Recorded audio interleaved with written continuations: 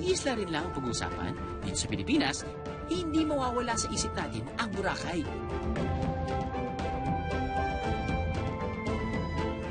Kilala ang Boracay dahil sa pino at maputing buhangin dito. Ever wondered bakit ganito ang buhangin sa islang ito? Boracay naman, ang pinanggalingan ng mga buhangin doon ay yung mga limestone sa gilid. Ang limestone ay isang uri ng bato na ang main composition ay calcium carbonate.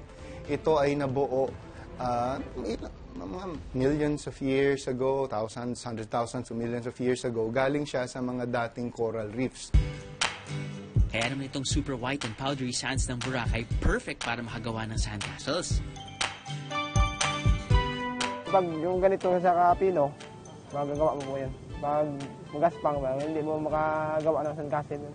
Sa paggawa ng sandcastle, tinutumpok at sinisiksik muna nila ang buhangin para hindi madaling gumuho. Binabasa rin nila sa tubig ang mga buhangin para naman makagawa ng mga patusok na tore o matataas na disenyo sa sandcastle. Ang tubig kasi ang nagsisilbing binder o parang pandikit sa mga butil ng buhangin para kumapit ito sa isa't isa. Dahil sa tubig, nakabubuo ng tinatawag na surface tension, kaya napatataas ang buhangin at hindi agad ito bumabagsak. Pero mga kaaha, hindi lang mga sandcastle ang pwedeng gawin sa buhangin.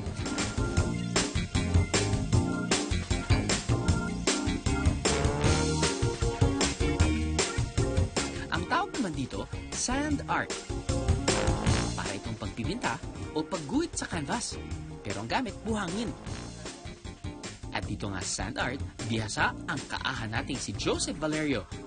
Natuklasan ko na meron pala siyang pakinabang. Doon na nag-start yung kung paano ko nasimulan yung art na ito. Amazing itong si Joseph dahil parang kahit anong pwede niyang i-drawing gamit ang lapis, kaya rin niya gawin sa buhangin. Pero hindi basta-bastang buhangin ang gamit ni Joseph sa art na to. Ang gamit niya, desert sand o buhangin mula sa disyerto na galing pa sa Dubai. Astig, di ba?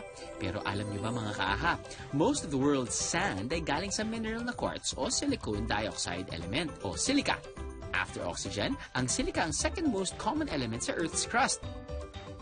Ang sand o buhangin ay bato nagkapira-piraso at nadurog.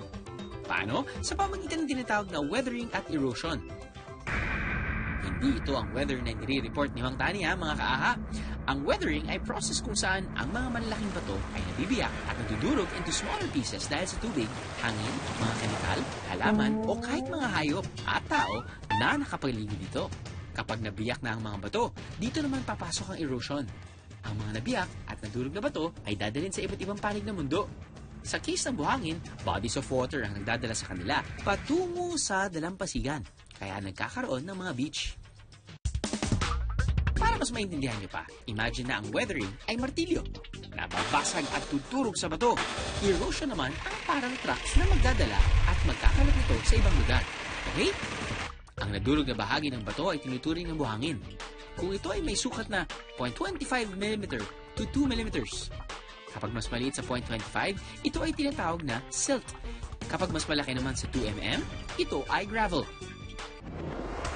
Kahit sa isang pag-aaral sa University of Hawaii, meron daw tinatayang 7 quintillion, 5 quintillion na butil ng hangin na nakakalat sa lahat ng beaches sa buong mundo. That's 75 plus 17 zeros! Wow! Ang dami, di ba? Sand ka pa! Aha!